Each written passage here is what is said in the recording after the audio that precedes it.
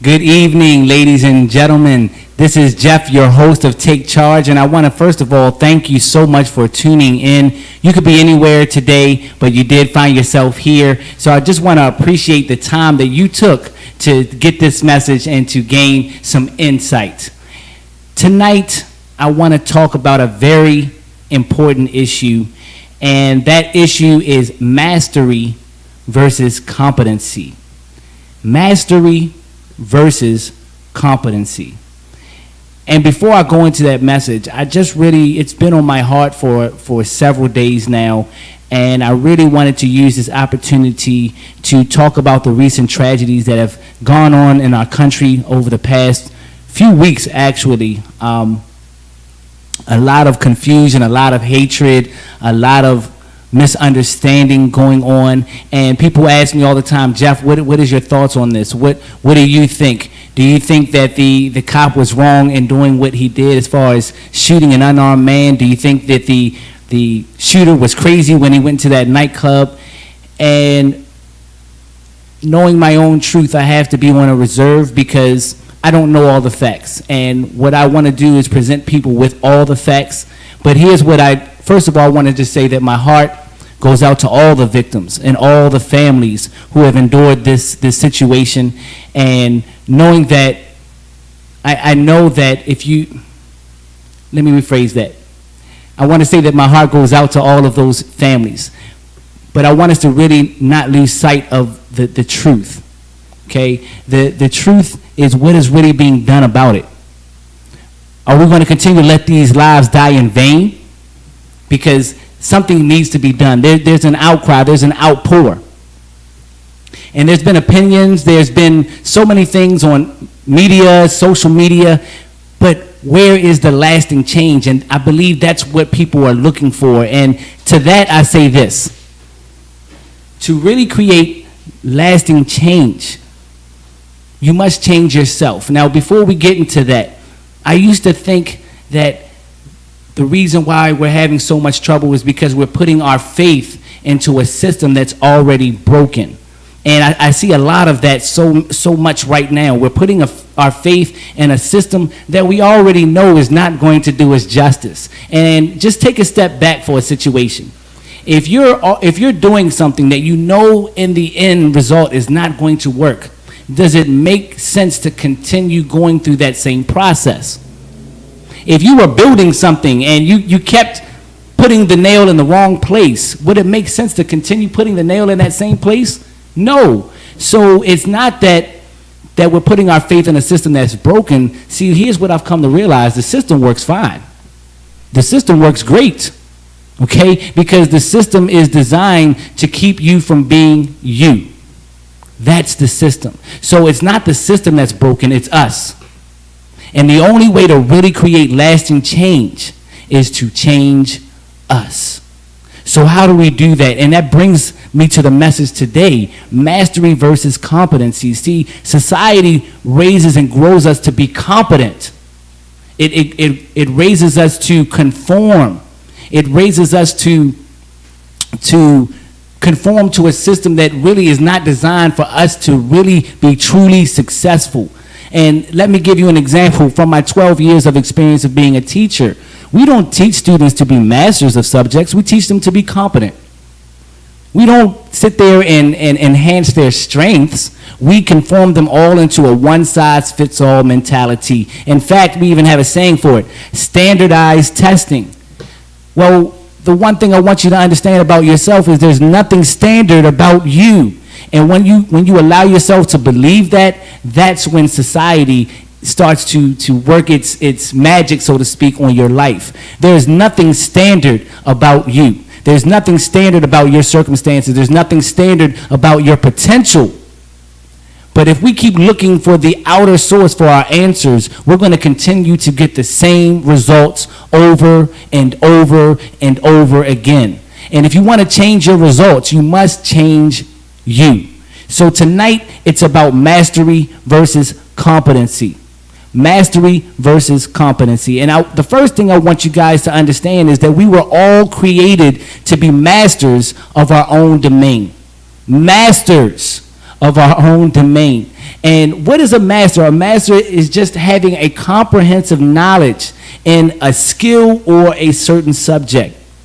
Now, I want to ask you, what are you mastering right now? What do you have or know? What skill or what subject are you mastering at this point? Because when you get to a certain level of mastery, you really can create any avenue that you dream possible.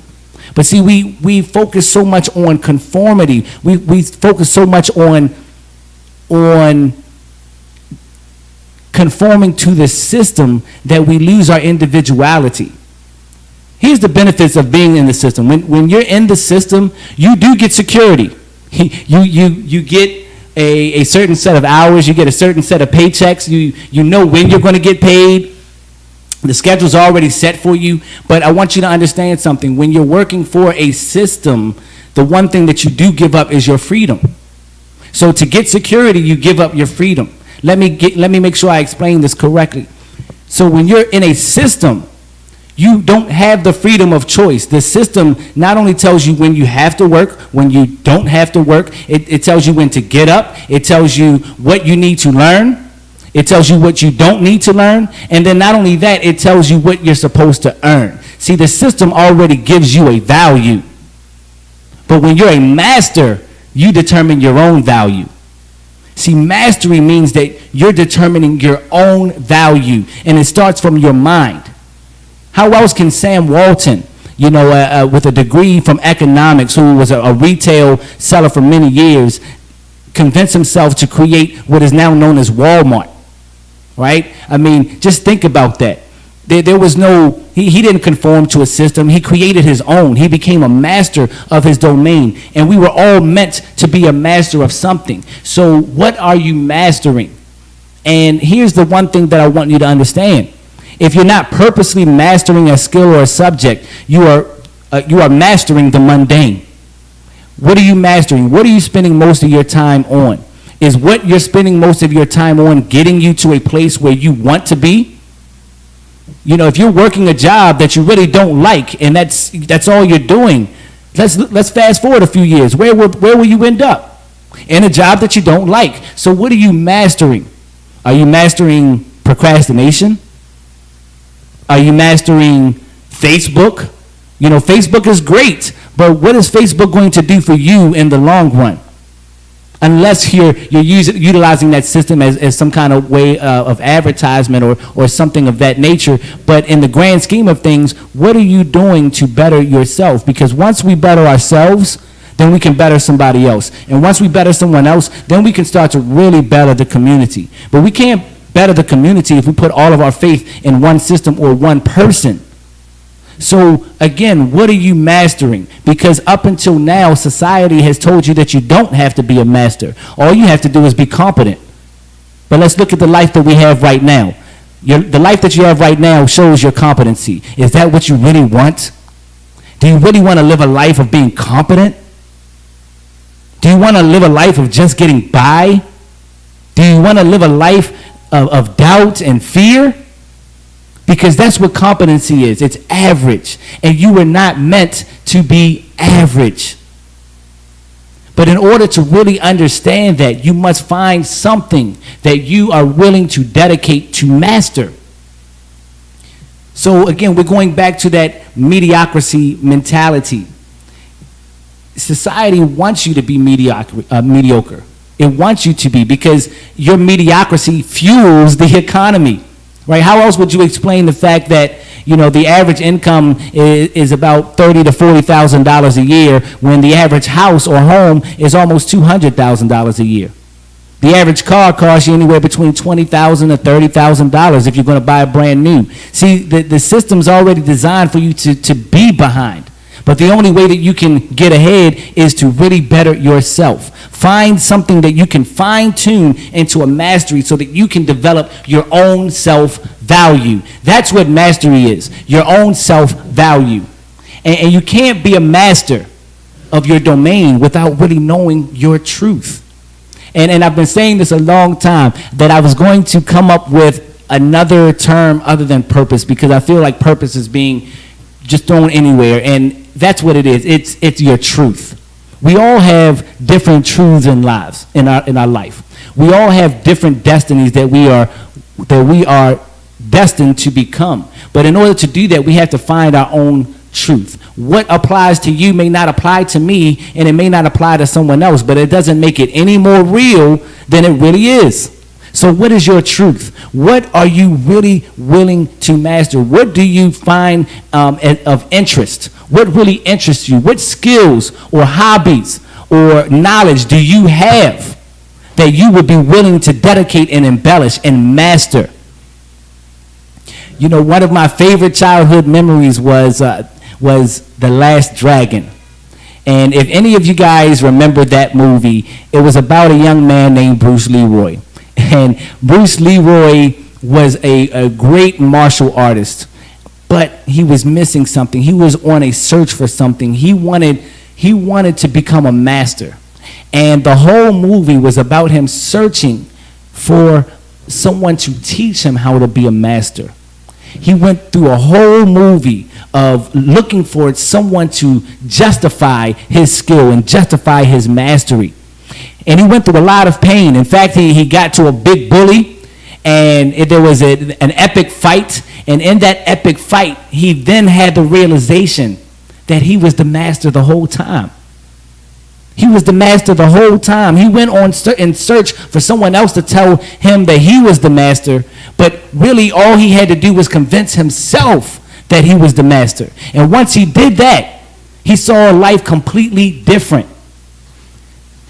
When you have a limiting belief, when you don't think that you can achieve something, when you think that you're only worth $10 an hour, when you think that the job that you currently have is all that you can get, you're already limiting your belief. You must develop a belief knowing that you are the master of your domain. And when you realize that, when you truly understand and believe that you are a master, you will be a master, and you will see the world totally different. But every mastery, every person that has dedicated themselves to living a life of mastery has to do it at a price. It does take sacrifice. You have to get over the doubt. Just like Bruce Leroy, he doubted himself the whole movie. He doubted himself the whole movie until the very end when he needed it most. You know, just last week I got to a point where I started doubting myself. Is this really what I'm supposed to do? And I could feel myself getting in a slump. I could feel myself, feeling as if it was hard to even get up and move. It was painful. Not physically, but mentally, because I know I'm on a search for something. I know that what's in me is great. I know that I'm a master speaker. I know that I'm here to change lives, but why isn't it happening? Why isn't this happening? Why isn't it that happening? Why do I feel like certain things are crumbling all around me? But see, I had to take a step back and realize that I can either use that as strength or I can use it as weakness. And it took my mentor to tell me that, you know what, you're going through these experiences so that you can help people in the future. And to not lose sight of the prize, to not lose sight of the mastery. Just because things aren't going your way now does not mean that they won't go your way later. Just because things aren't going your way now does not mean you're still not a master. And don't you know, when my attitude started to change, things started to change.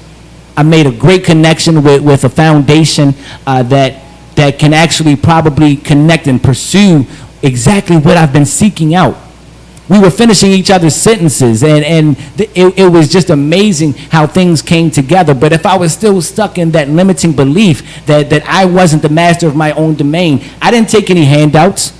I knew exactly what I wanted, and that group knew exactly what they wanted, and we just came and meshed.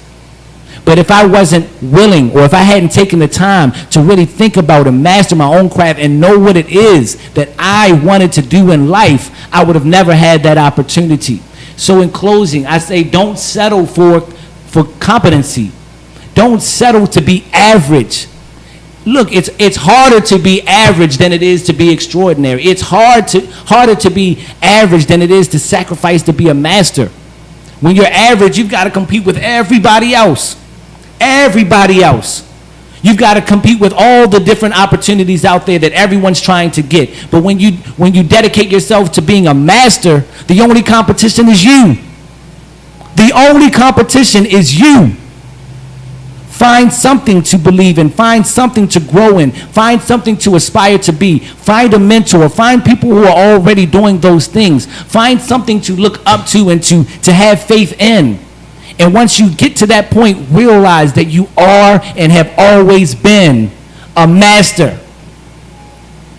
Look, this is Jeff from Take Charge. I hope that this message has been fulfilling. And until next time, I want you to take charge of your thoughts. I want you to take charge of your actions and take charge of your destiny.